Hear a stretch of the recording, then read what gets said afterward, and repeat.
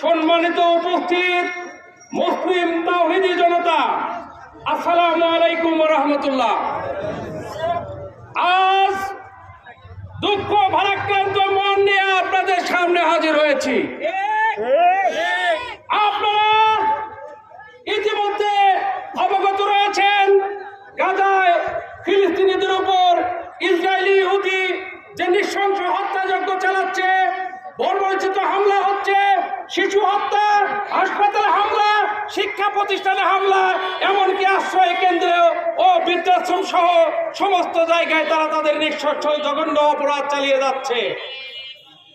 আপনাদের আরো অবগতির জন্য জানাচ্ছি যে আমাদের ফিলিস্তিনি মুসলিম ভাইরা খাবার, পানি, এমনকি ঔষধ ও চিকিৎসা পাচ্ছে না। বিশ্বের সমস্ত মুসলিম কান্ট্রির মধ্যে বৃহত্তম শক্তিধর রাষ্ট্রগুলো নীরব ভূমিকা পালন করছে, যাহা অত্যন্ত দুঃখজনক। ইসলামিক রাষ্ট্রগুলোতে যখন কোন রাষ্ট্রনায়ক শক্তিধর হয়ে উঠেছিল, তখনই তাদেরকে ইসলাম বিরোধী শক্তিগুলো একত্রিত হয়ে ধ্বংস করে দিয়েছে।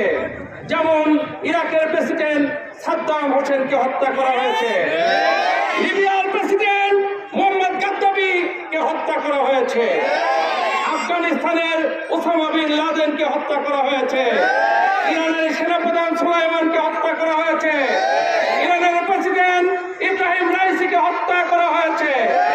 এছাড়া অনেক মুসলিম বীর বাহাদুরকে তারা নৃশংসভাবে হত্যা করেই চলেছে।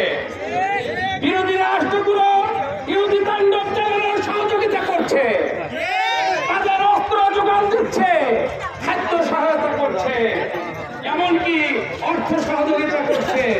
আমরা মর্মাহত, জাতিসংঘ নির্বিকার, দুই একটি যুদ্ধ বন্ধের বক্তব্য ছাড়া তাকিয়ে তারা দেখছে।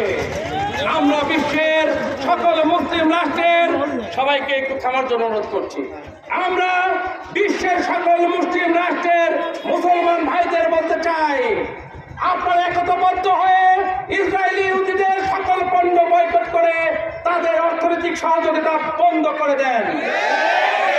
ফিলিস্তিনিদের উপর ইহুদিদের বর্বরোচিত হামলায় যে সকল তাওহীদি মুসলিম জনতা শহীদ হয়েছে, আমরা তাদের জন্য 1 মিনিট নীরবতা পালন করছি এবং গায়েবাড়া জানাজা পড়ছি। আমরা বহির্বিশ্বের ক্ষমতাশীল রাষ্ট্রদের জানিয়ে দিতে চাই, ফিলিস্তিনিদের উপরে যদি হামলা চলে আর যদি কোনো মুসলিম শহীদ হয়, কেউ যদি আহত হয়, মসজিদুল আল আকসার উপরে যদি হামলা চালানো হয়, সেখানে বোমা ফাটানো হয়, তবে মনে রাখবা সারা বিশ্বের মুসলিম বসে থাকবে না। মুসলিমরা বীরের জাতি, সেখানে শহীদের মর্যাদা মুসলিমরাই পেয়ে থাকে। লিল্লাহে তাকবীর, আল্লাহু আকবার বলে আল্লাহর ধরেতে জিহাদের মাঠে জয়লাভ করে থাকে মুসলিম জাতি। সেই জাতি বসে থাকবে না। আমরা বাঙালি মরতে শিখেছি, আমরা আন্দোলনে পারদর্শী। সরকারিভাবে যুদ্ধে যাওয়ার অনুমতি পেলে আমরা চলে যাব ইনশাআল্লাহ। আজকের গণতা জমায়েত দল মত নির্বিশেষে মুসলিম জাতির গণজমায়েত, অতীতে আমরা ইসলামের পক্ষে কাজ করেছি, আমাদের শেষ বিন্দু রক্ত থাকতে আমরা তা চালিয়ে যাবো ইনশাআল্লাহ। পাবনা মেডিকেল কলেজ এন্ড হাসপাতাল চত্বরে আজকের ফিলিস্তিনিদের পক্ষে সমাবেশ, মানববন্ধন ও প্রতিবাদ সবাই এসেছেন।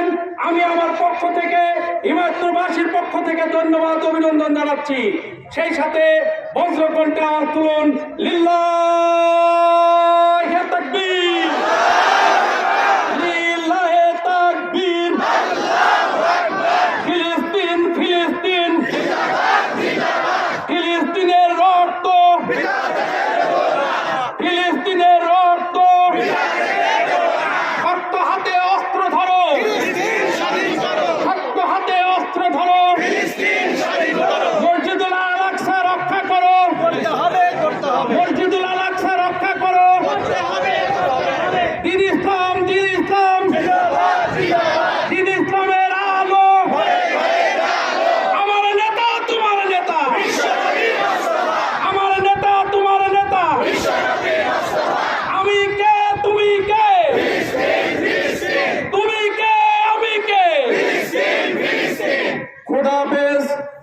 বাংলাদেশ জিন্দাবাদ। এই অবস্থায় কথা বলবেন আপনাদের সামনে আমাদের মানসিক হাসপাতালের সম্মানিত ইমাম সাহেব আনিসুর রহমান ভাই। সম্মানিত কর্মী জনতা, আজকে আমাদের এখানে ঐক্যবদ্ধ হওয়ার কিছু কিছু কারণ আছে। আমরা অবশ্যই আজকে এখান থেকে একটা ইসরায়েলি